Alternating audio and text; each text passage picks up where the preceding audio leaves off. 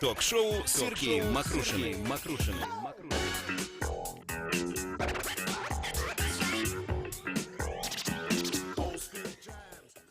В эфире утренняя программа «Доброе утро, Крым». Напомню, что нас можно слышать на средних волнах на частоте 549 кГц с 8 до 9 утра. На частоте 105,9 FM нас слышно круглосуточно. 8 810 06 926. Бесплатный телефон прямого эфира для крымчан. Номер телефона для жителей материковой Украины 044 490 29 05.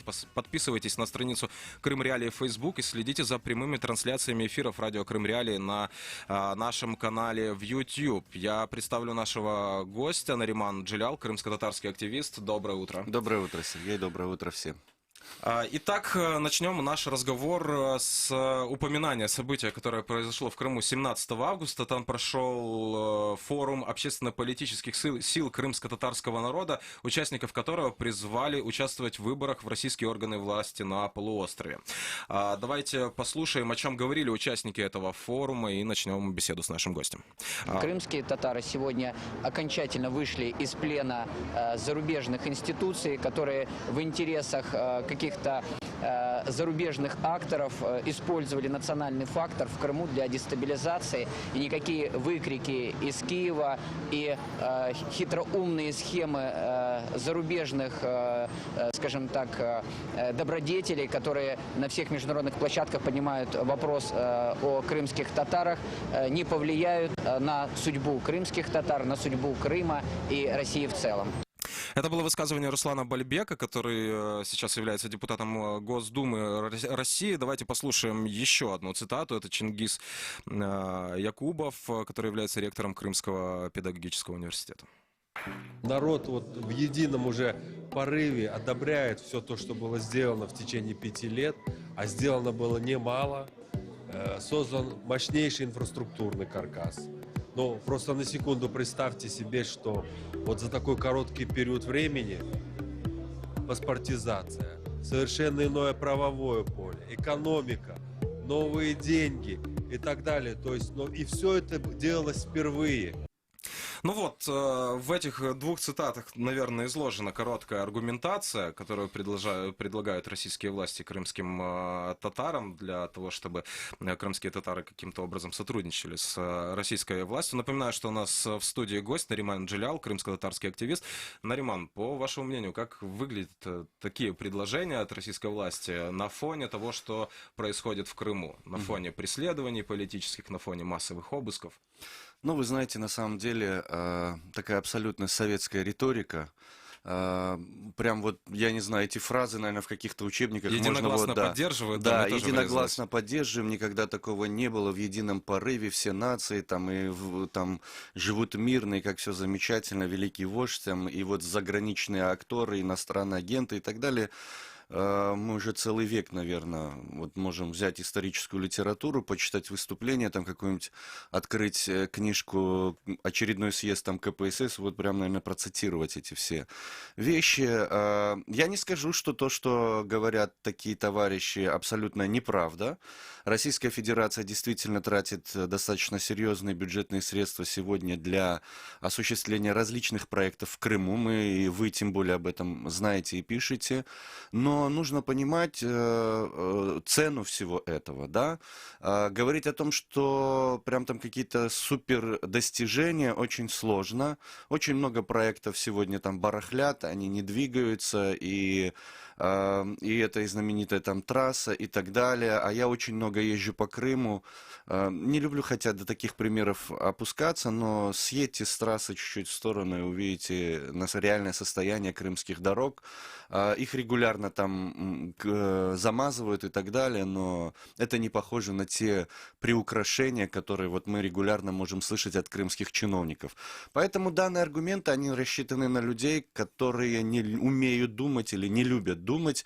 Ну и самое главное, это то, что людям замыливают глаза и мозги, заставляя их забыть, с чего все начиналось. А начиналось все с фактически международного преступления, то есть с незаконного отнятия территории сопредельного государства, дружественного государства, в нарушение межгосударственных соглашений, в нарушение воли людей, и в том числе и коренного крымско-татарского народа, касательно того, в какой стране мы хотим жить и так далее, и так далее.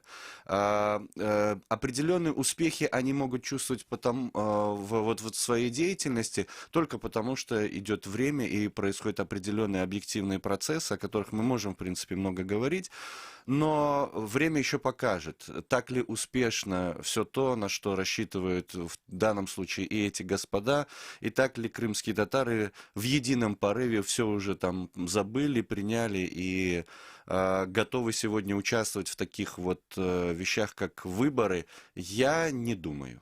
Вот вы привели пример с трассы Таврида, что достаточно съехать с нее, чтобы увидеть реальное положение дел. Давайте вот о национальной политике в Крыму поговорим. Мы видим вот эту генеральную трассу, которую прокладывают вот таким форумом, да, который мы сегодня упомянули. Но если съехать на обочину этого форума, да, если посмотреть на реальное состояние дел, какова национальная политика в нынешнем Крыму? Вы знаете, достаточно... одним из ярких примеров, который мы можем вспомнить, это не такой давний скандал был с учебником истории, то есть проявление вот этого великорусского шовинизма, отношение к крымским татарам, которое на самом деле проглядывается вот сквозь эту официальную маску, да, которую пытаются вот показать, что в Крыму там столько-то национальностей, больше сотни, они вот там все мирно сосуществуют. Подобные форумы, там какие-то заседания с участием первых лиц российского государства, где все в едином порыве говорят, как все замечательно, и за 5 лет небывалые какие-то там вещи происходят, просачиваются обычные ксенофобские проявления в отношении там хотите крымских татар, хотите украинцев, хотите тех, кто сегодня приехал в Крым, россиян, настоящих, но не русских. И там вот это все происходит, кипит. Правоохранительные органы и подотчетные СМИ все это гасят, стараясь нивелировать, не говорить и так далее, и так далее. Вот эти конфликты рабочие, там, оскорбления сотрудников в школах, ситуации и так далее, они максимально стараются это все убрать и сказать, давайте там разберемся, но только не будем об этом говорить. И это позволяет им в какой-то мере говорить о том, что да все нормально, вот видите, бывают там перегибы на местах, все это мы слышали и так далее, и так далее. И, естественно, на обочине достаточно грязно. И просто нужно это видеть, это понимать, и от чего это происходит. Естественно, власти этого признавать не будут, но очень много таких конфликтных ситуаций происходит. Их сложно фиксировать, потому что, к сожалению, ситуация вот этого страха, которая насаждается уже не первый год в Крыму, мешает активистам, журналистам общаться с людьми, чтобы они свободно могли сказать, что это их беспокоит, что это неправильно, и с этим нужно бороться и писать заявления даже в нынешние там крымские прокуратуры и так далее, и так далее. Это очень большой такой пласт работы, с которым работает огромное количество активистов на свой страх и риск, фактически убеждая людей, что вы должны защищать себя, защищать свои права и интересы. Давайте попробуем понять логику российской власти. Да, задача, на первый взгляд, довольно проста. Россия хочет каким-то образом завоевать уважение и лояльность крымско-татарского народа в Крыму, но в то же время в Крыму проходят обыски, задержания, политически мотивированные уголовные дела. Казалось бы, решение очень простое. Для начала прекратите кошмарить людей, если вот очень простым языком говорить. Почему этого не происходит? Вы знаете, мы с 2014 года задаем себе этот вопрос. У меня очень много друзей, знакомых, бывших друзей, которые говорят, что стоило там Кремлю вот так вот сделать, по щелчку пальца действительно дать все, что хотели, да вплоть до той же автономии, и это же Россия, это не Украина, где там надо комиссии создавать, конституцию менять, и что-то в России даже правовая база под это все есть, и достаточно было принять волевое решение и так далее, и так далее. Я думаю, что не в последнюю очередь это все-таки вот этот внутренняя гнильца там у тех, кто сегодня руководит Крымом, и их кураторов где-то там в Москве или в каких-то иных городах. Российская Федерация, видимо, настроена таким образом. Вот эта вот машина, которая уже, она идет своим путем, и ее куда-то повернуть вправо или влево сложно. Я всегда соотечественникам говорил уже на протяжении много лет, те, которые как-то там думали, а вдруг Россия что-то там, и не только соотечественникам, вообще знакомым в Крыму, я говорю, вы, кроме российской вот этого пропагандистского телевидения, просто почитайте, что там происходит. На самом деле в Российской Федерации уже давно идут процессы, и я в общении с представителями именно российского общества и политикума в свое время, и журналистского сообщества много об этом как бы узнавал. Давно шли процессы по сворачиванию там прав национальных сообществ, по сворачиванию федерализма, по авторизации власти. И многие вот такие процессы, они давно шли. Они вот в эти последние годы пришли к определенному логичному завершению. Мы видим, что сегодня в России происходит, в Москве происходит. Естественно, это все теперь экстраполируется в Крым, и здесь происходит, и огромное количество представителей разных властных структур, начиная там с политического руководства, заканчивая каким-то там сотрудником, я не знаю, полиции и так далее, они считают, что вот так правильно, вот так нужно. Это все вот агенты, вот как господин Бальбек там упоминал, оказывается, это все не воля и не мысли конкретного человека, не его личные убеждения, это обязательно какие-то заокеанские кукловоды, которые рулят человеком и так далее. То есть они отрицают сам факт того, что человек сам может хотеть этого. Он сам может не соглашаться с чем-то и понимать, что это неправильно, и бороться с вот такими проявлениями насилия, репрессий, давления. Почему? Потому что жить в таком сообществе нормально нельзя. У нас память достаточно долгая, и мы помним, как это все было недавно. Да? За всеми прекрасами Советского Союза там, и действительно были какие-то позитивные вещи, скрывалась вот та страшная картина, да, и вот в последнее время об этом, Сергей, очень много говорят, это ренессанс сталинизма такой в России, это как раз вот эпоха, с которой сегодня любят сравнивать вообще ситуацию в России, в Крыму в частности, когда за какими-то экономическими достижениями, за великой победой скрывались колоссальные репрессии, убийства, мучения людей,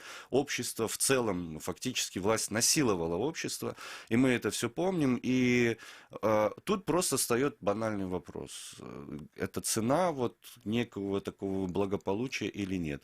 В то время как у нас рядом есть примеры того, как без такого насилия, да, не без проблем, но можно достигать гораздо более серьезных экономических результатов, социальных результатов, быть рукопожатыми, быть узнаваемыми и так далее. И вот России сегодня очень сложно объяснять, а можно же по-другому, а почему они поступают таким образом, и поэтому нужны вот эти страшилки, мифы и так далее, и так далее. То есть одной рукой приласкиваем, а другой рукой они вот поступают таким образом, запугивая людей, и я вынужден признавать, что зачастую такие методы тоже работают. Давайте поговорим об еще одном аспекте этой ситуации, который выглядит, если подходить логически к этой ситуации, попытаться проанализировать, тоже выглядит очень странно. С одной стороны, российские власти хотят, чтобы крымские татары принимали участие в работе местной власти, участвовали в российских выборах на Крымском полуострове. С другой стороны, опять же, эти же российские власти, подконтрольные им силовики, сделали все, что могли для того, чтобы уничтожить демократические институты крымско-татарского народа. Я сейчас говорю о Меджлисе, да, который формировался через механизм всеобщих выборов крымских татар. К нашему разговору присоединяется Рифат Чубаров, глава Меджлиса. Рифат ага, доброе утро. Доброе утро. Рифат ага, скажите ваше мнение, почему Россия до сих пор не выполнила решение о снятии запрета с работы Меджлиса на Крымском полуострове, учитывая, что Международный суд ООН довольно-таки однозначно и уже очень давно высказался по этому поводу, обязав Россию устранить все препятствия для работы Меджлиса? Ну, для того, чтобы ответить на этот вопрос, надо просто прежде всего себе ответить на то, что вообще с какой целью Российская Федерация вторглась на украинскую территорию и почему она оккупировала Крым. И в зависимости от этого ответа, в общем-то, и дальше идут пояснения всех последующих шагов Российской Федерации. Для нас всех абсолютно очевидно то, что Россия захватила Крым для того, чтобы преобразовать эту территорию в такой военный форпост на южном фланге НАТО, для того, чтобы использовать Крым как территорию для шантажа всего мира, для преобразования международного устройства в собственных интересах, Соответственно, для России на этой захваченной ею территории абсолютно не нужны нелояльные к ней люди, тем более целостный народ, который не приемлет оккупацию Крыма, коренной народ Крыма. Россия поставила четко перед собой цель вытеснить, выдавить крымских татар с собственной земли, и, соответственно, будь какие-то действия, которые могли бы позволять сохраняться крымским татарам на своей земле, для нее, для России абсолютно алогичны. Отсюда и запрет Меджлиса крымско-татарского народа как национального института, избираемого самим народом, который представляет народ внутри собственного украинского государства и во внешних всяких взаимоотношениях. И, соответственно, Россия не будет выполнять никаких решений, в том числе и международных судов, которые направлены на сохранение и на реализацию прав крымско-татарского народа, вообще на реализацию норм международного права на захваченной ею территорию. Это было бы абсолютно алогично тому, что она делает в Крыму. С 2016 года Меджлис перешел на работу в условиях чрезвычайного положения. Это произошло после того, как был признан Меджлис в России экстремистской организацией. Его деятельность была запрещена в России и на территории подконтрольного ей Крыма. Расскажите о том, как сейчас работает Меджлис вот в этом чрезвычайном положении, насколько сложнее стало работать после фактического запрета на работу в Крыму.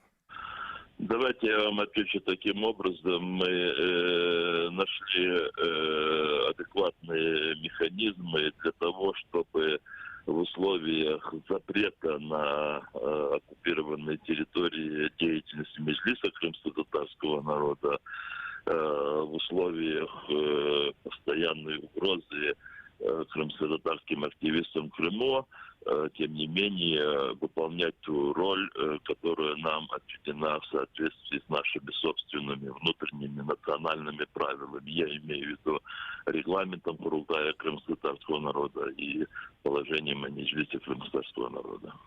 Рифат Агай, пока вы с нами на связи, давайте мы перейдем к обсуждению национальной политики в Крыму, которая проводится украинским государством. Я говорю о политике в отношении крымских татар. Одна из таких последних новостей, значимых, пришла к нам 9 августа, когда Мустафа Джемилев рассказал, что на встрече с президентом Зеленским обсуждался вопрос создания крымско-татарской автономии в Крыму, и Зеленский готов созвать конституционную комиссию, чтобы рассмотреть подготовленные поправки к 10 главе Конституции и после этого уже вынести законопроект на рассмотрение парламента. По вашим оценкам, насколько затянется этот процесс? Потому что мы видим, что несмотря на такую преемственность взгляда на этот вопрос, что и Петр Порошенко говорил о том, что нужно этот вопрос изучать и решать, да, и сейчас Зеленский, насколько мы видим, достаточно лояльно к этому вопросу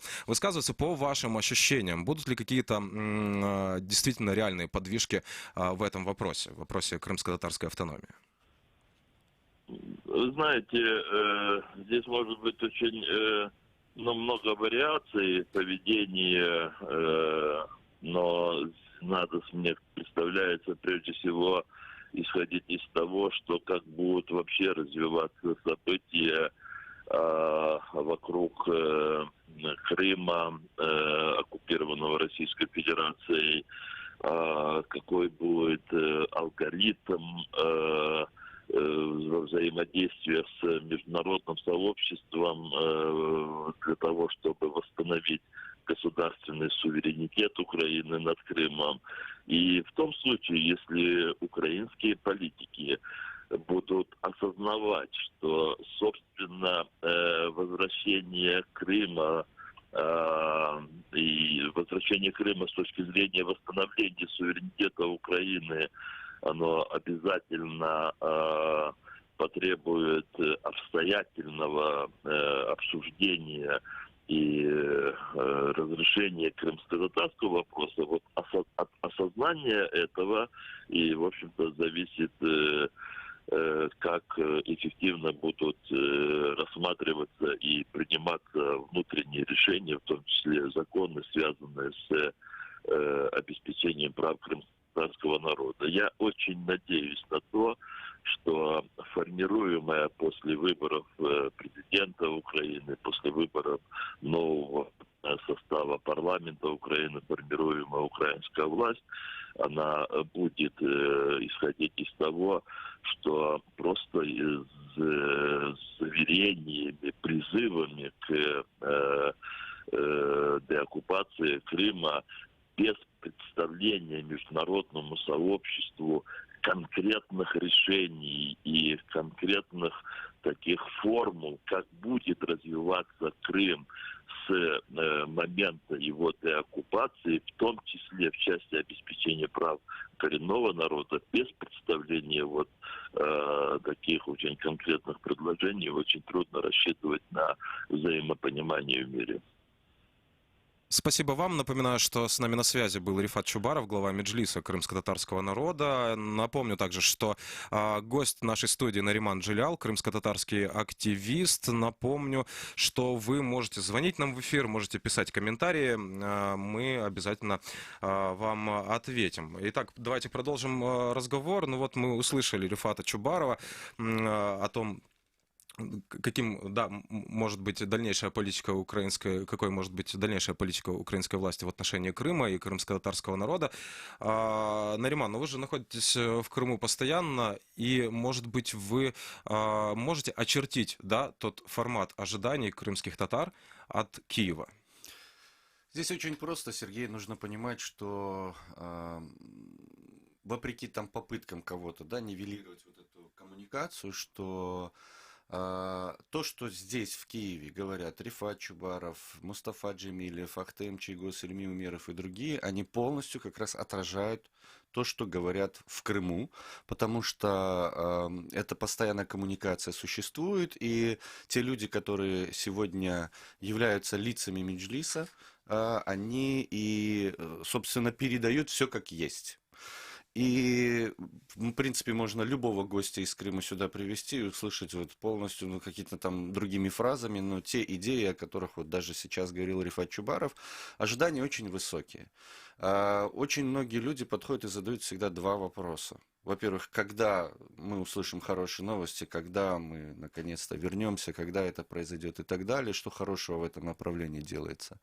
И второй вопрос – это автономия. То есть, когда украинская власть наконец-то примет это решение и так далее. И ожидания крайне предельные. И здесь очень важно, вот Рифат Чубаров хорошо сказал, я бы хотел добавить только то, что очень важно, что Петр Порошенко сделал одну важную вещь. Он тему автономии, тему конституционных изменений сделал одной из таких топовых вот в этой сфере как бы проблем и вопросов. И нынешняя власть уже не может просто так отмахнуться. Но крайне и предельно важно в этом вопросе, чтобы новая администрация, новый парламент, они не воспринимали тему автономии как просто вот такую популярную, и что-то с ней там нужно делать, да, какой-то пиар сделать, а восприняли ее как конкретную задачу, которую нужно осуществить, и осуществить не ради небольшого крымско-татарского народа. Я не устаю об этом говорить. Решение этого вопроса будет во благо, если правильно его решить. Правильные принять решения и изменения удовлетворяющие, да, как бы вот моменту времени, это пойдет во благо всей Украины.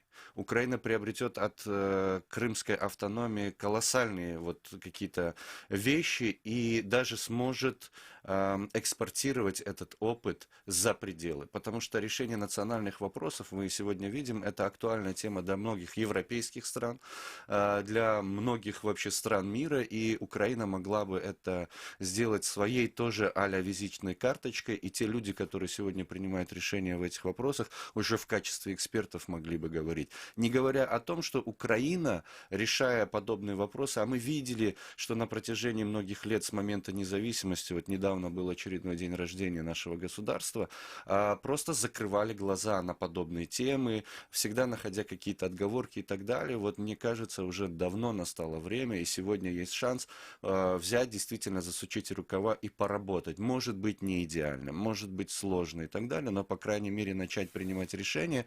И Украина тем самым, во-первых, наконец-то избавится от многих, от большого того багажа советского, да, вот в понимании национальной политики, то, что вот мы слышали сегодня из Крыма, там, то, что сегодня навязывает Российская Федерация, вот эта вот совковость определенная в политике и так далее. Во-вторых, действительно, Украина пойдет по пути, Украина, которая сама боролась за свою независимость. Украинский народ, который сам пережил очень похожие события и в своей истории, как и крымские татары, и трагедии там, и так далее, они действительно смогут гордиться тем, что поступили справедливо, так как должно поступить в отношении вот одного из коренных народов украинского государства. И много чего еще позитивного можно говорить и вздохнуть и сказать. Ну и, естественно, об этом не стоит забывать, что в вопросах деоккупации Крыма эта тема, на мой взгляд, является сегодня одной из базовых. Я не хочу ставить приоритеты, что здесь важнее. Это все-таки нарушение международного права или историческая справедливость в отношении крымско-татарского народа, его там право на самоопределение и так далее. Я думаю, что весь этот комплекс нужно использовать. К сожалению, украинская власть пока что не делает этого в полной мере. И есть очень большие пожелания, чтобы все-таки это произошло. Мы видим позитивные изменения, что большое количество экспертов украинских уже вот, ну как дважды два говорят, да, конечно, надо. И в новой власти есть люди, говорят, да, я, конечно, за, но нужно там смотреть. Вот давайте уже переходить к этапу от просто надо к тому, что нужно для этого сделать и действительно начинать это делать. Мы также приглашали к участию в этом разговоре постоянного представителя президента Украины в Автономной Республике Крым Антона Кореневича. К сожалению, он не нашел возможности принять сегодня участие в нашем эфире. Мы ждем его в следующих наших эфирах. Но перед эфиром я видел его комментарии в эфире телеканала АТР, который он дал 9 августа, собственно, когда и была эта встреча представителей крымско-татарского народа с президентом Украины. И в целом его мысль о крымско-татарской автономии сводится к тому, что этот вопрос должен выйти из экспертной из среды в публичную среду, должен обсуждаться. По вашему мнению, по-моему, обсуждение уже идет достаточно давно. Либо оно должно быть шире, чем сейчас. Я здесь допускаю... Минута у нас. Да, я допускаю лишь тот момент, что новая команда, которая пришла в Украине к власти, она не имеет или не имела позиций по многим вопросам касательно жизни в Украине, в украинском государстве и так далее. И для них эта тема, они относятся к ней тоже осторожно. Видимо, поэтому у них есть такое желание, давайте еще немножко паузу, мы еще внутри не определились, как, что и так далее. Мы в целом согласны, но нужно рассмотреть детали, опять вспоминая там Закарпатье, опять вспоминая там румын и так далее, и так далее. И здесь очень главное и, наверное, большое пожелание, которое высказывается очень многими экспертами в отношении новой власти, о том, что не начинайте с чистого листа. Возьмите на вооружение все то позитивное, что было проделано в предыдущие годы. Да? То есть вот эту избирательную уже такую конфронтацию уберите в сторону, посмотрите то, что сделано, и начинайте уже с определенного пройденного этапа, и тогда можно будет действительно двигаться дальше. Благодарю вас. Напоминаю, что гостем нашего эфира был крымско-татарский активист Нариман Джилял. Мы продолжим эфир через несколько секунд. Оставайтесь с радио Крым Реалии. Вечер. Лучшее время, чтобы узнать главные события дня. С понедельника по пятницу в 18:30. Крымский вечер на радио Крым Реалии.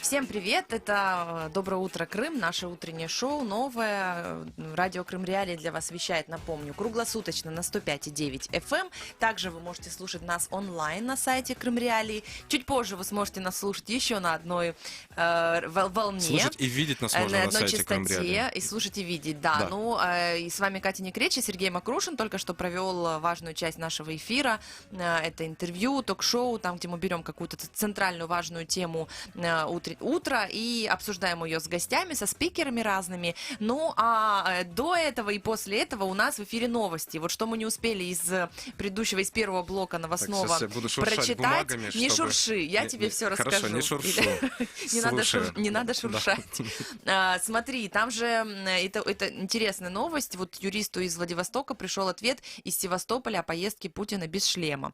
Если кто не помнит, да, то Путин, когда вот, как сказать, крайний раз посещал аннексированный Крым и Севастополь, он там катался на мотоцикле. Как он там называется? Этот с коляской. Ну, в общем, Ява? такой вот старенький мотоцикл с коляской, да. И тогда объявился один человек в соседней России, который отметил, что ни Путин, президент соседней России, там, ни Сергей Аксенов и кто там с ними еще был, в общем, они были без шлемов. Но зато Все. Аксенов в коляске сидел, насколько я помню. Самое безопасное место, очевидно. Так вот, как рассказал юрист Максим Чехунов, который ранее написал это заявление на президента России Владимира Путина за езду на мотоцикле без шлема, получил ответ от подконтрольного России ГИБДД Севастополя. Там сказано, что глава российского государства ничего не нарушил. Ну, неожиданность, да? Так как в праздничные дни действует особый режим дорожного движения. Я как водитель немного, я не понимаю, как это, ну ладно. Так вот, этот юрист, смелый человек Чехунов, отметил, что ожидал такой ответ, но он с ним не согласен, так как ГИБДД не дала ссылку на нормативно-правовой акт, регулирующий правила во время, значит, протокольных мероприятий. Юрист также сообщил, что в отношении президента действительно не могли завести какое-либо дело. То есть единственный человек в соседней России, который осмелился, вообще настолько обнаглел, что написал заявление на самого Владимира Путина и даже получил официальный ответ. Ну вот так, значит, Владимир Путин может ездить без шлема. Я думаю, что какая-то часть нашей аудитории, возможно, будет Будет это следить за приветствовать, да. развитием событий. Очевидно, все мы будем следить и посмотрим, будет ли соблюдать правила дорожного движения Владимир Путин в следующий раз, например. Да, Но когда... правила безопасности их просто так же не придумали, они нужны. Конечно, безусловно. Так, Екатерина, скажите, вот как вы думаете? Мне уже страшно. Как вы думаете, переработка мусора, насколько важная проблема сейчас? Вообще для мира с мусором, мусорная проблема, это вообще один из таких топовых вопросов, на которые сейчас мы видим обращают внимание. Ну, это все уже пластик, прочее, да, это все входит в такой комплекс. Это проблема номер один для мира. Ну, может, не номер один, но важный. в процессе отказа от одноразовой пластиковой посуды, например. Ну, например, да, например, в Германии там все, одна из стран, где вот все четко работает, сортируют. Просто мне вот там немцы как-то жаловались, что мы так стараемся, заботимся, но кажется, что кроме нас этого никто больше не делает. И они очень переживают, что, несмотря даже на их старания, все равно там мир как-то погряз в этом мусоре. А для Крыма-то какая проблема? Для Крыма проблема очень большая, потому что в Крыму закрываются свалки, мусор везут дальше, да, в обход закрытых свалок на другие свалки, они тоже растут по площади, очевидно, и ждут закрытия. И мы видим, что территория, занятая мусором в Крыму, она постоянно расползается. Ну вот поэтому, возможно, нас заинтересовала и тема переработки мусора, например, как это происходит в развитых странах, не знаю, как это сказать, может, грубо там звучит, да, но тем не менее, в странах, которые где-то на шаг вперед ушли. А я бы не стеснялся этого эпитета. Развитые чтобы страны, никого конечно. чтобы никого не обидеть, да, потому что вопрос действительно, что делать с мусором в Украине, в соседней России, очень так проблематичный, да. Ну вот, например, такая маленькая страна, как Словения, вот коллеги из Украинской службы «Радио Свобода» побывали там и посмотрели вообще, какая там схема с переработкой мусора и, собственно, какой результат у них есть. Ну вот, например, корреспондент Украинской службы, она поехала, как я сказала, в Словению, и именно в город Любляна, потому что там находится региональный центр по управлению отходами, там мусор превращают в компост и электроэнергию. Ну вот на самом деле в стране проживает 2 миллиона человек, а работает на это количество людей 6 заводов по переработке отходов. 2 миллиона человек, это вот похоже на количество населения в Крыму. Да, абсолютно. И 6 заводов по переработке. И вот этот вот в Любляне, это самый большой завод по переработке, и он самый современный, поэтому, собственно, и заинтересовал журналистов «Радио Свобода». Но ведь не весь мусор можно перерабатывать, или весь? Ну, на минуточку, сколько бы ты мог подумать, 95% мусора перерабатывать невозможно. Вот там бытового мусора они перерабатывают и используют повторно. На свалке попадает только 5% мусора, и это то, что именно вообще никак нельзя переработать, оно подлежит захоронению, то есть перед тем, как мусор вообще попадает на свалку, он должен обязательно попасть в определенные вот эти вот перерабатывающие станции, и потом они уже все это распределяют и решают, какие 5% попадают на свалку. Ну, собственно, как там и работает все, вот давайте послушаем в таком коротком сюжете «Радио Свобода». Пластик та алюміній у контейнер із жовтою кришкою. У коричневий – органічні відходи. У чорний Тіана викидає все решту, як от дитячі підгузки, текстиль чи кульки. Звичайний папір ми складаємо тут, а тут скло. Якщо працівники, котрі забирають сміття, знайдуть папір тут, мене оштрафують. Скло, папір та пластик одразу везуть на профільні переробні підприємства. Органічне ж сміття з коричневого контейнера та різні відходи з чорного потрапляють сюди. У Словенії, де проживає 2 мільйони людей, працює 6 заводів з переробки відходів. Ми на найбільшому. Тут приймають тільки побутове сміття і частину одразу перетворюють на компост. Його можна використовувати в сільському господарстві. Іноді в нас є спеціальні пропозиції. Ми даємо компост задарма. Ще один продукт переробки сміття – біогаз. Його також отримують просто тут, на заводі. Бактерії ферментують біомаси. У результаті маємо газ – метан. З нього виробляємо електроенергію. Так, підприємство само себе забезпечує світлом і теплом. Головний офіс заводу віддзеркалює культуру повторного споживання. Наприклад, тутешню терасу облаштували старими дерев'яними ящиками та старими залізними ваннами. Звучить дивно, а виглядає непогано. Із Словенії Власта Лазур, Павло Холодов, Радіо Свобода. Итак, немного дополнительной информации к тому, что мы услышали. Строительство завода обошлось стране почти в 130 миллионов евро. Более половины этих денег дал Евросоюз. Словения присоединилась к ЕС в 2004 году, что и стало началом таких изменений. Руководитель департамента по обработке отходов мусороперерабатывающего завода Митя Праздник сказал, что у них более 60 свалок. Было. Муниципалитеты свозили мусор прямо на свалки, а после того, как Словения стала частью ЕС, они обязались изменить правила. Нынешние законы запрещают везти мусор на свалку без предварительной обработки. А что же у нас в Крыму происходит? А в Крыму тем временем проблемы с мусором не решены. Например, в Симферопольской Каменке, где расположен главный мусорный полигон города, который был официально закрыт в 2017 году для рекультивации, там уже год ведется строительство крупного комплекса по переработке мусора. Российские власти Симферополя таким образом пытаются хотя бы частично решить проблему с утилизацией твердых бытовых отходов, но инициативная группа местных жителей выступает против запуска мусоросортировочного комплекса вот рядом с их домами. Временно проблема была решена, потому что в характерной для крымской властей изящной манере они просто закрывают переполненные полигоны и перенаправляют мусорные потоки дальше.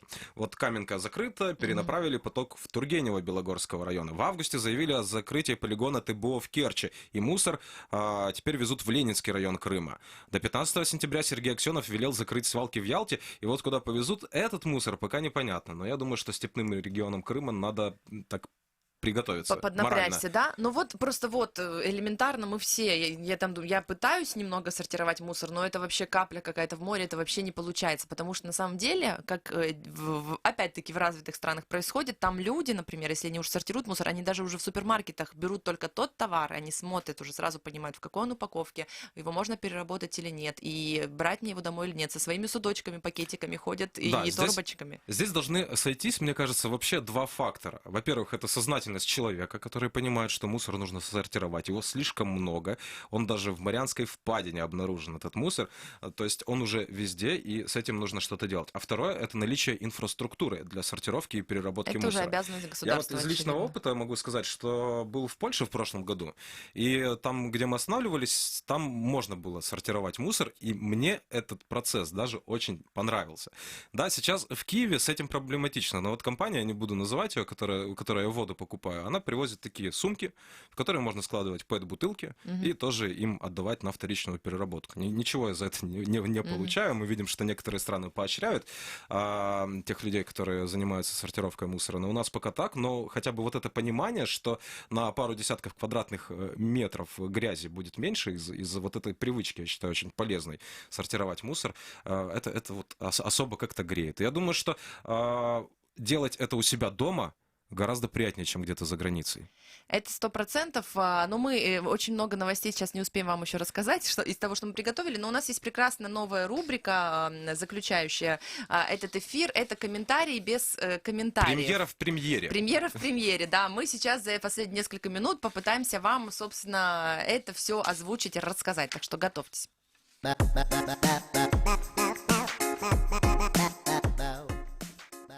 Значит, смотрите. Под такую музыку мы всегда слушаем, читаем ваши комментарии. Да. Ну, на самом деле, смотрите, канал на YouTube Крым Реалии есть, и есть там разные продукты, в том числе крымский пармезан, например, программа, которую делает радио Крым Реалии. И вот под последним выпуском который называется «Вежливых людей убрали из Севастополя», которую вели Павел Казарин, Стас Юрченко и Александр Янковский, вы написали следующее. Ростислав Юдин-1 написал: «Ха-ха-ха, два взрослых мужика и молодая обезьяна сидят и кривляются».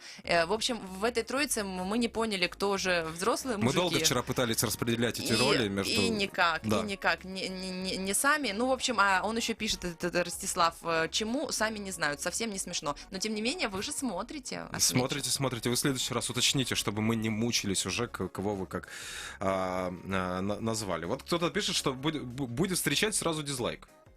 Вот так вот. Как выглядит дизлайк приличной встречи, мне вот интересно. так вот он выглядит. Буду встречать сразу дизлайк. Ну, ставьте нам лайки и дизлайки, это все помогает контенту продвигаться. А вот Саша Лап пишет: редко можно найти большую чушь. Большую, наверное. Найти большую чушь. Ну, на самом Может деле... быть, и большую. Вот я не знаю, что она имела в виду. Мы, когда готовим программу «Крымский пармезан», она состоит из новостей за неделю, в общем-то, из Крыма, то тоже часто об этом думаем. Источники информации — это очень часто крымские официальные конечно, каналы, в основном, источники. Да. Или крымские СМИ, которые сообщают ту или иную информацию. Да, поэтому в поисках чуши можно продвинуться дальше к источникам, наверное. Да. Мы тоже не всегда понимаем, что там творится. Не всегда логика может объяснить это точно. Но вот, например, Владимир Максимов один пишет: вроде взрослые люди, а несут всякую чушь. А мы тут опять-таки не понимаем, это про ведущих программы или это про каких-то там чиновников или, в общем, официальных лиц, которые что-то заявляют из Крыма. И куда эту чушь несут, тоже непонятно. Да, тоже. Напишите нам подробнее, пожалуйста. Я вот процитирую замечательный такой... У нас «Крымский пармезан». Это вечерняя программа. И вот к вечерней программе человек пишет: в интернете утром рано повстречались 3 барана. Ни одной умной мысли. Меня успокаивает, что у нас с тобой сейчас в студии вдвоем. Да. Ну, а еще очень важный от Гульмиры Фишер комментарий: кто Путина поддержал, умрут. И смайлик. Ну, вроде бы смайлик улыбающийся. И тут, значит, мы напряглись, потому что получается, что смертные не все, а лишь только часть. Я немного заговорила, как, в общем-то, в каких-то известных треках некоторые политики говорят.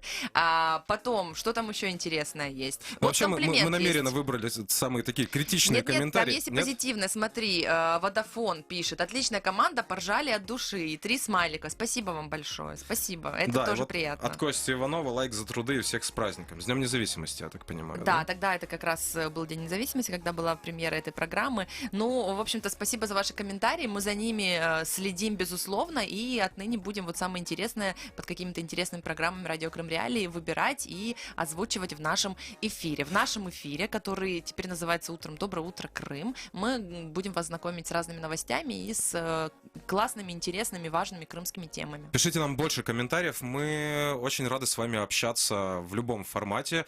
И даже если вам что-то не нравится в нашей работе, мы всегда готовы это обсудить. Радио Крым Реалии. Екатерина Некреча, Сергей Макрушин провели этот выпуск для вас.